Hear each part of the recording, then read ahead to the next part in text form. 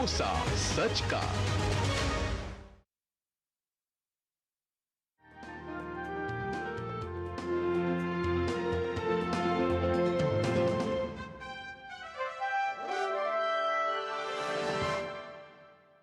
नमस्कार। देश की संसद में हल्ला हंगामा देखना हम लोगों की आदत पड़ गई है, अक्सर संसद में यही होता है। लेकिन संसद में काम भी बहुत होता है और पिछले दिनों संसद में एक दिन ऐसा भी आया जिस दिन काम भी खूब जमकर हुआ और हंगामा भी खूब जमकर हुआ। देर रात तक 1 बजे तक संसद चली। जब देश सो रहा था तो विकसित भारत जी राम जी योजना को पारित किया गया। राष्ट्रपति उस पर हस्ताक्षर कर चुकी हैं, लेकिन विपक्ष जो है उसके विरोध में मोर्चा खोले हुए है। और ये जो विपक्ष का मोर्चा है कितना जायज है, सरकार की क्या योजना है, इन सब पर चर्चा करने के लिए हमारे साथ केंद्रीय मंत्री शिवराज सिंह चौहान जी हैं। बहुत बहुत शुक्रिया सर डीडी न्यूज से बात करने के लिए। बहुत बहुत धन्यवाद डीडी न्यूज को। और मैं सोच रहा हूं कि आज आपका अभिवादन नमस्कार से करूं, जयराम जी से करूं या जी राम जी से करूं? राम हमारे अस्तित्व है, राम हमारे आराध्य हैं, राम हमारे प्राण हैं, राम हमारे भगवान हैं, राम भारत की पहचान है। बिना राम के ये देश नहीं जाना जा सकता। राम हमारे रोम रोम में रमे हैं और राम हमारी हर सांस में बसे हैं। और इस महात्मा गांधी भी हमेशा रघुपति राघव राजा राम गाते थे। तो राम तो हमारी पहचान है, तो हम जयराम जी की भी बोल सकते हैं और नमस्कार भी जी राम जी की अब तो पूरा देश बोलेगा, क्योंकि अभी हम बैठे हैं तो मुझे जानकारी मिली कि अभी आप लखपति दीदियों से संवाद कर आ रहे हैं इस इंटरव्यू से पहले। और वो जो संवाद हुआ वो भी जी राम जी योजना के तहत जो है, एक और जो उसमें काम तय हुआ उसमें हुआ। तो सबसे पहले बताइए कि इस पे काम शुरू हो चुका है राष्ट्रपति के हस्ताक्षर के बाद? तुरंत इस पर काम शुरू हो चुका है। योजना को क्रियान्वित करने के लिए हमारे पास 6 माह का अधिकतम समय, क्योंकि राज्यों को इस अधिनियम के अंतर्गत ही 6 महीने के अंदर इस नई योजना को लागू करना है। तो हमारी जो प्रक्रियाएं पूरी करनी है वो सब पूरी करने में हम लोग जुटे हुए हैं। तो बहुत तेज़ी से काम हो रहा है, क्योंकि इसमें जो काम होने हैं, जैसे मुझे जानकारी मिली कि लखपति दीदियों से उनके शेड बनने हैं, बाकी सब चीज़ें जी राम जी के तहत क्या काम होना है उस पर चर्चा चल रही है। हाँ, दीदियों से बात हुई, इस अधिनियम की विशेषताओं को बताया, उनको पूरी जानकारी दी। हर एक के मन में उत्सुकता थी। अब हर एक को प्रसन्नता होती कि 100 से बढ़ा के अगर 125 दिन रोजगार की गारंटी दी है तो दीदियाँ भी प्रसन्न थी। तो इसके जो प्रावधान है प्रमुख दीदियों को वो बताए हैं। और आजीविका मूलक काम भी हमारी दीदियाँ भी और बाकी भी हमारे एफपीओ आजीविका मूलक काम ले सकते हैं। पैक्स जैसी संस्थाएं, सहकारी ताकि जो हमारी संस्थाएं वो इसके अंतर्गत उनके आजीविका से संबंधित, जैसे दीदियों को ट्रेनिंग के लिए कोई प्रशिक्षण हाल चाहिए, वर्किंग सेट चाहिए, एफपीओ को कोई ऐसी अलग तरह की अधोसंरचना चाहिए कि जिसमें वो काम चला सके, वो सब बनाई जा सकते हैं। लेकिन शिवराज जी, मूल सवाल पर आता हूँ, इसमें बदलाव की आवश्यकता क्यों हुई? मनरेगा फ्लैगशिप योजना थी सरकार की, और बहुत सारे लोग ये कहते हैं कि जब भारत संकट में था, जब दुनिया में डिक्लाइन चल रहा था अर्थव्यवस्था का, उस समय इसने रोजगार दिया, बड़ी योजना। तो इसमें बदलाव की ज़रूरत क्यों पड़ी? पहली चीज़ तो ये कि एक कोई भी योजना एक समय के लिए प्रासंगिक रहती है।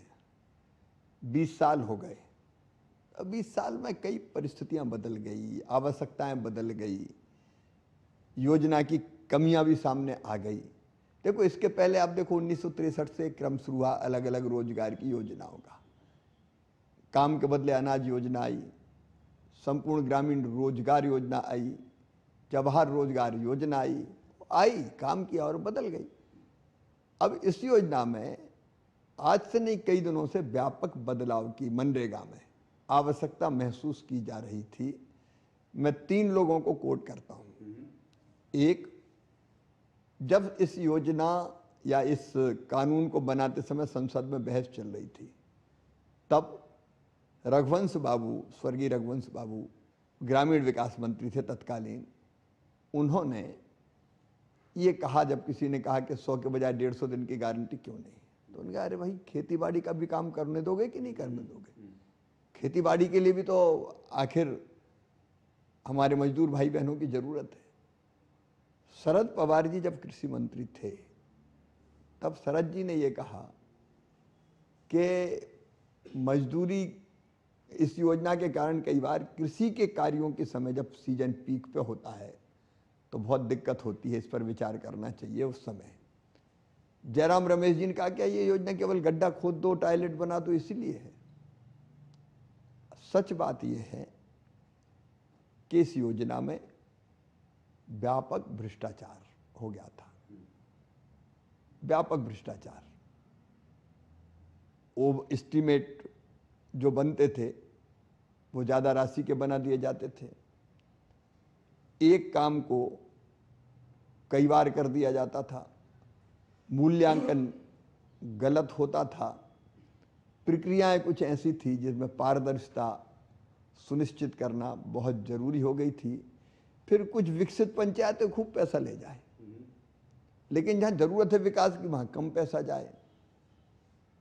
और इसलिए ऐसी एक नहीं, इतनी विशाल धनराशि खर्च होती थी। देखो जब यूपीए की सरकार थी तब तो इसमें खर्च हुआ कोई 33-34 हजार करोड़ रुपया, लेकिन जब माननीय नरेंद्र मोदी जी प्रधानमंत्री बने उन्होंने बेहतर ढंग से मनरेगा लागू की और कोविड के समय तो 1,11,000 करोड़ रुपया तक इस योजना पर व्यय किए, लेकिन आमतौर पर 88-90 हजार करोड़ रुपए हर साल जा रहे थे। अब अशोक जी लगभग 90 हजार करोड़ रुपया आप इस योजना में दे रहे हो, तो उससे विकास के काम खड़े होना चाहिए कि नहीं होना चाहिए? क्योंकि रोजगार, काम के लिए तो रोजगार दे रहे हो, तो कोई परमानेंट असेट, मैं अपवाद की बात नहीं करता, कई जगह अच्छा काम भी हुआ है, इस योजना का योगदान भी बहुत है, लेकिन कई जगह असेट क्रिएट ही नहीं हो रहे थे। यहाँ की मिट्टी खोद के वहां डाल दी, वहां की मिट्टी खोद के वहां डाल दी, पता चला नाम मजदूरों का और काम हो रहा मशीनों से, मजदूर की जगह ठेकेदार काम कर रहे हैं। तो क्या सरकार की ये ड्यूटी नहीं है कि इस योजना में अगर गड़बड़ है 10 लाख जो सोशल ऑडिट हुआ उसमें गड़बड़ों की शिकायतें आई अलग अलग, इस पूरे पूरे पूरे पीरियड की मैं बात कर रहा हूँ। नहीं सर, वो चीज़ है। जब हम लोग भी इस पर डिबेट करने बैठे तो मैंने जब रिसर्च करना शुरू करा तो तमाम टेलीविज़न चैनल, अखबार ने मनरेगा को लूट की सबसे बड़ी योजना बता रखा था, वो सब ठीक है। लेकिन एक बड़ा सवाल ये है कि भाई इसमें गड़बड़ थी, ये ठीक है, तो उस गड़बड़ को ठीक किया जा सकता था। और मोदी सरकार तो इसके लिए जानी जाती है, डायरेक्ट पैसा जा रहा है, तो गड़बड़ ठीक करने के बजाय पूरी योजना बदल दी गई। विपक्ष यही कह रहा है कि आप गड़बड़ ठीक करो, आप इसमें पैसा जो साइफन ऑफ हो रहा है उसको रोको, लेकिन आप इसमें तो गड़बड़ें ठीक करने के लिए थेगड़े लगाने से काम नहीं चलता, इसलिए पूरी योजना बना दी गई। और इस योजना में इन गड़बड़ों को दूर करने के और कमियां जो थी उनको दूर करने के उपाय किए गए, इसलिए नई योजना बनी। और जैसे मैंने कहा जवाहरलाल जी के नाम पे, स्वर्गीय पंडित जी के नाम पे जवाहर रोजगार योजना थी, तो कांग्रेस ने नाम बदल के दूसरी योजना कर दी थी, इसमें कौन सी बड़ी बात है? पर फिर लोग ये सवाल उठा रहे हैं भाई नाम बदल दिया क्योंकि आप लोग जो हैं गांधी जी के नाम से आप लोगों को परेशानी है। हालांकि लोग मनरेगा बोलते थे, उसमें महात्मा गांधी छुपे हुए थे, लेकिन उसका जब शॉर्ट फॉर्म होता था मनरेगा, लेकिन वो महात्मा गांधी के नाम पर थी। और आप लोगों को प्रियंका गांधी वाड्रा ने तो यहाँ तक कहा कि आप लोगों को नाम बदलने की सनक है। देखो सनक तो कांग्रेस को रही है एक खानदान के नाम पर नाम रखने की। सैकड़ों योजना, कितनी योजनाओं का नाम पूज्य बापू जी के नाम पर रखा, महात्मा गांधी जी के नाम पर। और ये भी पहले नहीं रखा था, पहले तो नरेगा थी। चुनाव आए 2009 के तो मनरेगा हो गई, वो भी महात्मा गांधी नहीं हुई, मनरेगा। कितने लोगों ने महात्मा गांधी जी का नाम लिया? ये नाम का जो ढिंडोरा और सनक की बात कर रहे हैं, वो केवल इस योजना में जो पाप थे, जो गड़बड़ें थी, उनको छिपाने के लिए किया जा रहा है। कोई मुद्दा लेके चलो बीजेपी के खिलाफ या एनडीए के खिलाफ, इसलिए कर रहे हैं। मैंने जैसा बताया, उन्होंने तो कई योजनाओं का नाम एक खानदान के नाम पर रखा था, लेकिन पूज्य महात्मा गांधी जी विश्व बंधु है, हमारे आदर्श हैं, हमारे विश्वास हैं। और भारतीय जनता पार्टी ने सामाजिक और आर्थिक दर्शन अपना, जो पंच निष्ठाएं हैं, उनमें बापूजी का सम्मिलित किया है, महात्मा गांधी जी का सम्मिलित किया है। और जो ये योजना बनी है इसमें उनका दर्शन समाहित है। जब आप कहते हैं कि उनका दर्शन समाहित है, तब कांग्रेस या विपक्ष ने जब इस मामले पर नाम बदलने पर अटैक किया, क्योंकि देर रात तक बहस चल रही थी, विपक्ष देर रात तक हंगामा कर रहा था। तो फिर उस समय जो है ये भी कहा गया कि भाई संघ का भी नाम घसीटा गया, भाई संघ को तो गांधी जी से जो है परेशानी है और आप लोग संघी हैं, इसलिए जो है संघ का नाम भी घसीटा गया। तो ये सब चीजें जो विवाद हो रहा है, इसका एक जवाब क्या देंगे आप? अगर मेरी दृष्टि से मैं कहूँगा और दूसरी उनकी दृष्टि है, उनकी दृष्टि केवल हंगामा खड़ा करना है। उनके सरकार में योजना बनी तो वो गड़बड़ ना हो जाए, क्योंकि उनकी बपोती है वो, उनके मन में ये भाव है। लेकिन हमारे मन में भाव है सिर्फ हंगामा खड़ा करना मेरा मकसद नहीं। मेरी तो हसरत है कि ये सूरत बदलनी चाहिए। और इसलिए अब बताइए संघ का नाम घसीटते हैं। संघ तो चरित्रवान, मेहनती, परिश्रमी, देशभक्त, अपना जीवन देश और समाज के लिए देने वाले कार्यकर्ताओं की श्रृंखला तैयार कर रहे हैं। व्यक्ति निर्माण ये संघ का उद्देश्य है, ताकि व्यक्ति के निर्माण से राष्ट्र का निर्माण हो सके। वो ये नहीं देख रहे कि इस योजना में कमियां कितनी थी। कभी बीजेपी को गाली, कभी मोदी जी को बदनाम करने की साजिश, और कभी संघ पर उंगलियां उठाना। मैं उसके विस्तार में नहीं जाना चाहता, लेकिन क्या तकलीफ है मैं पूछना चाहता हूँ यूपीए के लोगों से। अगर हमने 100 दिन से बढ़ा के रोजगार 125 दिन का किया, आपको तकलीफ क्या है? मैं आपके माध्यम से देशवासियों को बताना चाहता हूँ, इस राशि का जो अब बढ़ के जब 100 से 125 दिन हम रोजगार कर रहे हैं, तो पैसे भी ज़्यादा लगेंगे। इस साल प्रस्तावित बजट था 25-26 का 88,000 करोड़। अब जो प्रस्तावित है वो है 1,51,282 करोड़ रुपया। अकेले केंद्र सरकार 95,000 करोड़ से ज़्यादा रुपया इसमें खर्च करेगी। अब जब इतनी विशाल धनराशि है, तो इससे 100 के बजाय 125 दिन रोजगार भी मिलना चाहिए। लेकिन गांव की तस्वीर बदलना चाहिए कि नहीं? गांव में विकास के काम होना चाहिए कि नहीं? और इसलिए गांव में विकास के सारे काम इस योजना के माध्यम से किए जाएंगे। और ये तय कौन करेगा? पहले सेल्फ ऑफ प्रोजेक्ट के नाम पर योजनाएं ऊपर से थोप दी जाती थी कि ये काम करो। अब ये तय कर दिया गया है कि ग्रामवासी, ग्राम सभा और पंचायत मिलकर तय करेगी कि कौन से काम होना है जो उनकी ज़रूरत के हैं। गांव काम तय करेगा और ग्राम पंचायत ही 50% कम से कम काम करेगी। फिर कई योजनाओं का कन्वर्जेंस होगा इसमें, और उस कन्वर्जेंस से कई आजीविका मूलक काम हम शुरू करेंगे। सहकारिता विभाग से कन्वर्जेंस किया जा सकता है, महिला बाल विकास से, कृषि विभाग से, पशुपालन विभाग से कन्वर्जेंस करके गांव में ऐसी संरचनाएं खड़ी करना जो आजीविका को भी बढ़ाए। इसलिए आजीविका मूलक काम मतलब अतिरिक्त रोजगार, एक मजदूरी का रोजगार, दूसरा आजीविका मूलक कामों से रोजगार, वो काम भी होगा। तीसरे, प्राकृतिक आपदाओं से बचने के लिए भी इसमें पर्याप्त व्यवस्थाएं की गई है। रिटेनिंग बाल बनाना हो, नाले का पानी बार बार घुस जाता है, नदी का पानी घुस जाता है, ड्रेनेज का सिस्टम बनाना हो और कोई रचना करनी हो, उसके भी इसमें प्रावधान है। तो इस योजना को तो विकसित भारत के लिए, विकसित गांव बनाने के लिए भी उपयोग करेंगे। रोजगार देना नंबर 1 और विकसित, संपूर्ण विकसित गांव बनाना नंबर 2। तीसरा ये प्रावधान भी किया है कि अविकसित पंचायत या जहां ज्यादा रोजगार की जरूरत है वो पीछे ना रह जाए। नहीं तो जुगाड़ लगा के कोई पंचायत ज्यादा पैसा ले गई, कोई बिल्कुल पीछे रह गई। इसमें तो पंचायतों का ग्रेडिंग करेंगे ABC, मतलब सबसे पिछड़ी पंचायत कौन सी, जहाँ सबसे ज़्यादा काम की ज़रूरत है।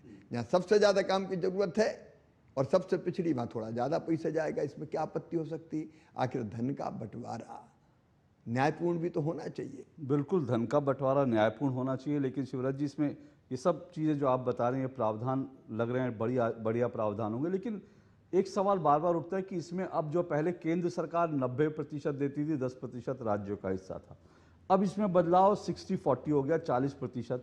कई राज्य कह रहे हैं कि भाई हमारे पास इतना पैसा ही नहीं। बिहार का लोग उदाहरण दे रहे हैं कि वो इतना घाटे में है, बिहार को 30,000 करोड़ रुपए सालाना खर्च करना पड़ेगा, तो वो खर्च नहीं कर पाएगी। केरल कह रहे हैं हम अपने लागू ही नहीं करेंगे क्योंकि हमारे पास इतना पैसा ही नहीं है। तो एक आशंका खड़ी की जा रही है कि ऐसा ना हो कि धीरे धीरे राज्य सरकारों की हिस्सेदारी ना हो, उनके पास पैसा ना हो, तो ये योजना बंद ही हो जाए। ये केवल फिजूल का सवाल है। अब बिहार में 30,000 करोड़ कहाँ से? 30,000 करोड़ तो आज तक बिहार ने कभी लिए ही नहीं है पूरी योजना में। बिहार ने तो अधिकतम लिया है 8-9 हज़ार करोड़ रुपया। कोई भी राज्य हो, 40% उनको करना है। और ये पैसा कहाँ जा रहा है? उनके गांव का विकास भी तो हर एक राज्य को करना है ना, उसके लिए पैसा पर्याप्त मिल रहा है।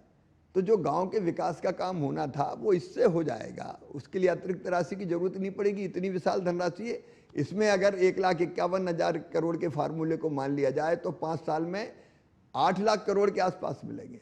और 8 लाख करोड़ में तो हमारी लगभग 2.5 लाख पंचायतें ऐसी विकसित हो जाएंगी पंचायतें, तो उसी धरती पे तो काम हो रहा है, उसी गांव पे काम हो रहा है।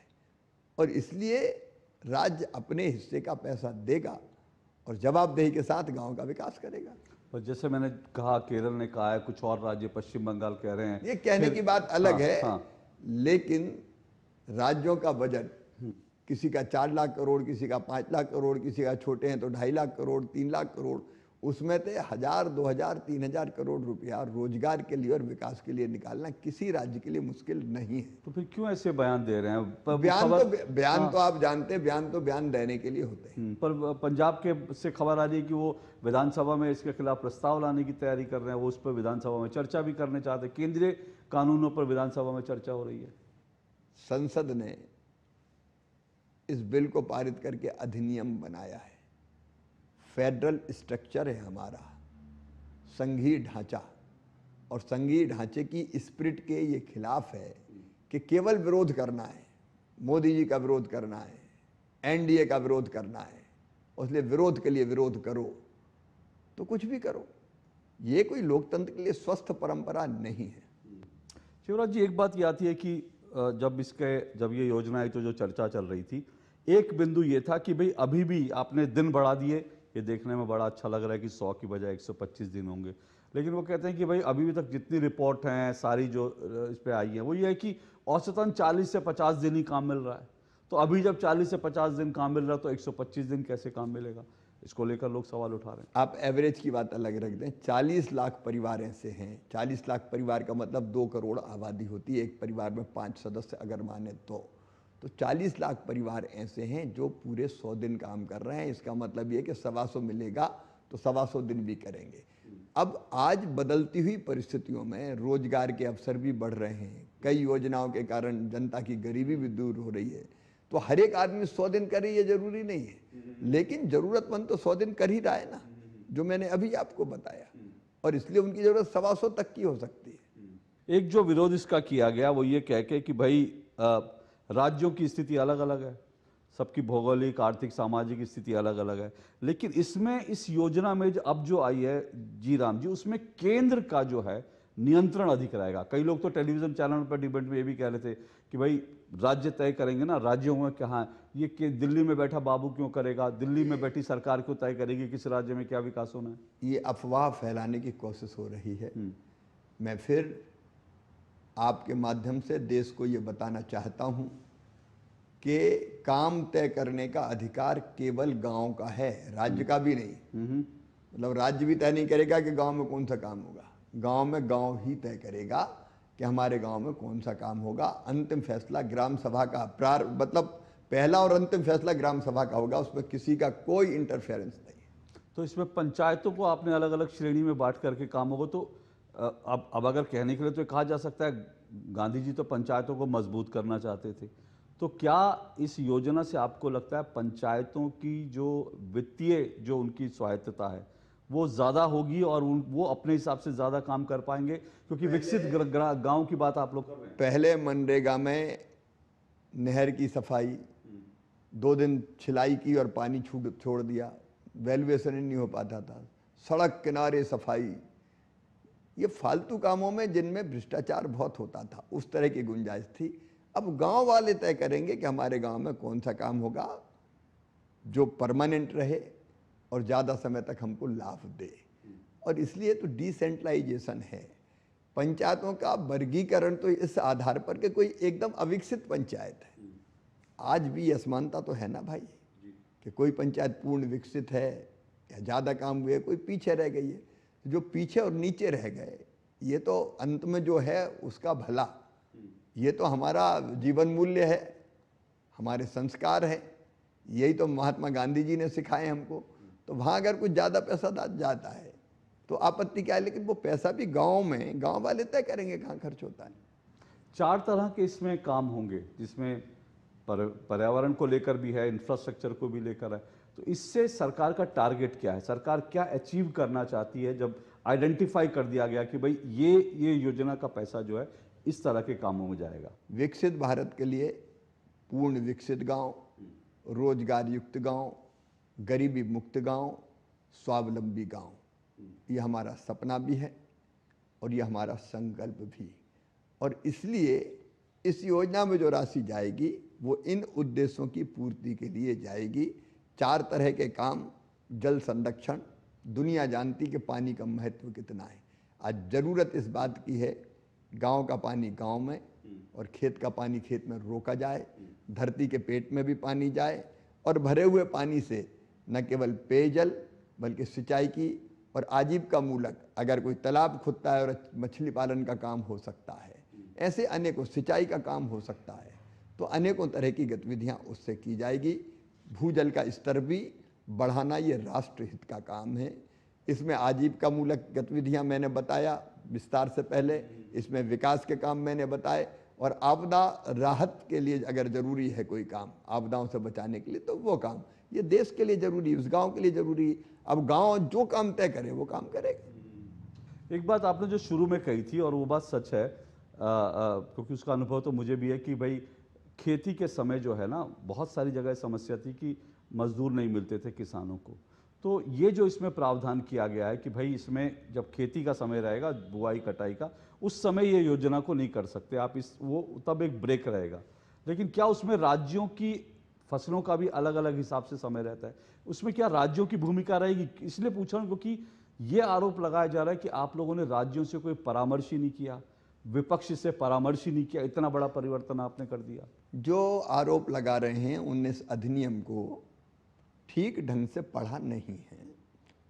राज्यों को ही यह अधिकार दिया गया है कि उनके यहाँ जब बुआई का सीजन, सोइंग का या कटाई हार्वेस्टिंग का सीजन हो, तब राज्य स्वयं तय करेंगे कि ये 15 दिन हमारे यहाँ इस अधिनियम के अंतर्गत काम नहीं होगा, ताकि किसानों के खेत भी कट जाएं, बुआई भी हो जाए, उसके लिए भी पर्याप्त श्रम उपलब्ध हो जाए। तो ये राज्य के ऊपर ही छोड़ा गया, कोई केंद्र थोड़ी तय करने वाला है। अलग अलग 15 से ज़्यादा एग्रो क्लाइमेटिक जोन से हमारे, तो जिस राज्य में, बल्कि राज्य अलग अलग हिस्सों में अलग अलग भी तय कर सकता है, कहीं आगे बोनी होती है, कहीं पीछे बोनी होती है। तो ये राज्य के ऊपर है वो कब कहाँ करे। एक चीज़ शिवराज जी बहुत संक्षेप में भी जानना चाहूँगा, समय भी आपका मैं ज़्यादा ले रहा हूँ, लेकिन ये बात बार बार आ रही है कि भाई जिस दिन ये पारित हुआ उस दिन जो कुछ संसद में हमने दृश्य देखे, कागज़ फाड़कर फेंके गए, आपने उसे कहा गुंडागर्दी और लोकतंत्र पर एक तरह से कलंक का। इतना विरोध क्यों? मतलब आप सब चीज़ें बता रहे हैं, अगर ये योजना इतनी अच्छी है, राज्यों के लिए भी अच्छी है, आखिर फिर विपक्ष की कई सरकारें राज्यों में, तो इतना विरोध क्यों हुआ इसका? बौखलाहट, लगातार पराजय ने उनके मन को कुंठा से भर दिया है, और इसलिए सरकार का अंध विरोध करना है। इसके पहले जो विरोध किया SIR का, उसमें क्या सच्चाई थी? अगर कोई विदेशी नागरिक है, किसी की मृत्यु हो गई, कोई गांव छोड़ के चला गया, क्यों वोटर लिस्ट पर नाम रहना चाहिए? उसको वोट चोरी से जोड़ दिया। इसको कह रहे हैं अंध विरोध करके कुछ भी फैला रहे हैं। मैं आपके माध्यम से 2-3 चीज़ें और बताना चाहता हूँ। एक, इस योजना में, पहले की योजना में, मनरेगा में बेरोजगारी भत्ते का प्रावधान तो था, लेकिन कभी किसी राज्य ने दिया क्या बेरोजगारी भत्ता? क्योंकि वो प्रावधान पुख्ता था ही नहीं। इस योजना में हमने पुख्ता प्रावधान किया है कि राज्य अगर काम नहीं देगा तो बेरोजगारी भत्ता देना पड़ेगा। इस योजना में भ्रष्टाचार को रोकने के लिए टेक्नोलॉजी का इस्तेमाल किया गया है। बायोमेट्रिक, आपके जो टेक्नोलॉजी का इस्तेमाल करके सैटेलाइट बेस्ड रिमोट सेंसिंग की पद्धति से कौन सा काम हो रहा है, नहीं हो रहा है, वो यहाँ सीधे दिल्ली भी पता चलेगा कि जो काम तय किया वो हो रहा है कि नहीं हो रहा है।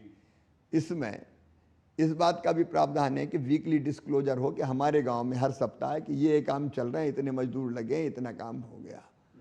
तो इसमें पारदर्शिता पूरी बनाई गई है। एक बात और इसमें की गई कि कई बार शिकायत आती थी कि मजदूरी देर से मिलती थी। बिल्कुल, तो कोई प्रावधान ही नहीं था पहले। अब ये प्रावधान कर दिया गया कि देर से मजदूरी के लिए अतिरिक्त पैसा देना पड़ेगा, बेरोजगारी भत्ता अलग, और देर से मजदूरी देने के लिए भी हर रोज के लिए राशि अतिरिक्त देनी पड़ेगी कंपनसेट करने के लिए। उसका प्रावधान भी इसमें किया मतलब गया है। 15 दिन में है ना, कि 15 दिन में आपको 15 दिन के अंदर नहीं किया तो 16वें दिन से मीटर चालू हो जाएगा। मीटर चालू हो हाँ, जाएगा। तो उसको ब्याज, सामान्य भाषा में ब्याज बोलते हैं जी, उसको। जी, जी, जी। तो वो पैसा भी देना पड़ेगा। एक बात और आई, मैंने केंद्रीय मंत्री होते हुए कई जगह आते थे, रोजगार सहायक आते थे, मैट बहनें आती, मैट पुरुष और स्त्री दोनों हैं वो भी आते थे, टेक्निकल स्टाफ आता था कि सब मजदूरी वो पेमेंट नहीं देते हमको, तनख्वाह या जो भी सैलरी तय वो नहीं देते। हमने देखा कि इसमें प्रशासन, क्योंकि ये जो सैलरी दी जाती थी वो प्रशासनिक व्यय में से दी जाती थी, तो पहले 6% था, अब प्रशासनिक व्यय बढ़ा के कर दिया है 9%। मान लो 1,51,000 करोड़ रुपया गए तो 13,000 करोड़ रुपया उपलब्ध इस बात के लिए रहेंगे कि रोजगार सहायक को तनख्वाह भरपूर मिल जाए, मैट को मिल जाए, समय पर मिल जाए, और उसके बाकी प्रशासनिक व्यवस्थाएं भी हो जाए।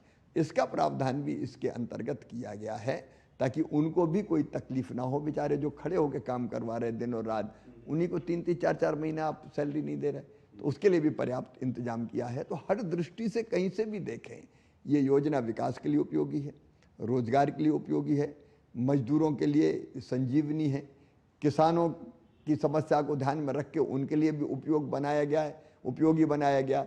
मजदूरों का भी हित और किसानों का भी ठीक से काम चले, और विकास के काम हो तो गांव का भी भला हो जाए, और आजीविका मूलक गतिविधियों से रोजगार के और अवसर बढ़ जाए। इतनी अच्छी योजना बनी है, मुझे लगता है सबको इसका स्वागत करना चाहिए। अंध विरोध हमारे विपक्षी मित्रों को छोड़ देना चाहिए। एक आखिरी सवाल, सब प्रावधान बढ़िया दिखते हैं जैसा आप बता रहे हैं, इस पर निगरानी, इसको इम्प्लीमेंट करना, क्योंकि मनरेगा भी जब आई थी बहुत सारे, तो मनरेगा की से कंपैरिजन करते हुए आपको लगता है कि इम्प्लीमेंट ये योजना होगी, और क्या बदलाव आप देखते हैं इस योजना के आने से अगले 2, 3, 4 साल में? देखिए, सबसे पहली बात तो ये कि पंचायत काम तय करेगी, कामों का क्रियान्वयन करेगी। 50% कम से कम काम ग्राम पंचायत ही करेगी। लेकिन किसी योजना से कन्वर्जेंस करना है, स्कूल का भवन बनना है, तो स्कूल विभाग का पैसा और इसकी मजदूरी लग गई। लेकिन पहले तो ठेकेदार सिस्टम आ गया था, वो पूरी तरह से समाप्त हो जाएगा। फिर इसका जो क्रियान्वयन के काम को देखने का काम ब्लॉक स्तर पे होगा, फिर जिला स्तरीय कमेटी रहेगी जो इसमें समन्वय का काम करेगी, और ओवरऑल राज्य स्तरीय जो समिति रहेगी संचालन की, वो इसके ठीक ढंग से क्रियान्वयन को देखने के लिए जवाबदेह होंगी। भारत सरकार तो धन उपलब्ध कराएगी और नियमों के अंतर्गत ठीक से काम हो, केवल ये देखने का काम करेगी। इसके कारण मैं मानता हूं कि आने वाले वर्षों में, और आप देख लीजिएगा, एक रोजगार के अवसर बढ़ने के साथ साथ विकास ऐसा दिखेगा गांव में कि विकसित भारत के लिए विकसित गांव, क्योंकि है अपना हिंदुस्तान कहाँ वो बसा हमारे गाँव में। गांव भारत की आत्मा है, तो भारत की आत्मा विकसित होगी।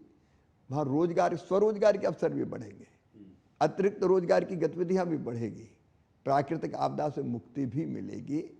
तो योजना एक है, लाभ अनेक है।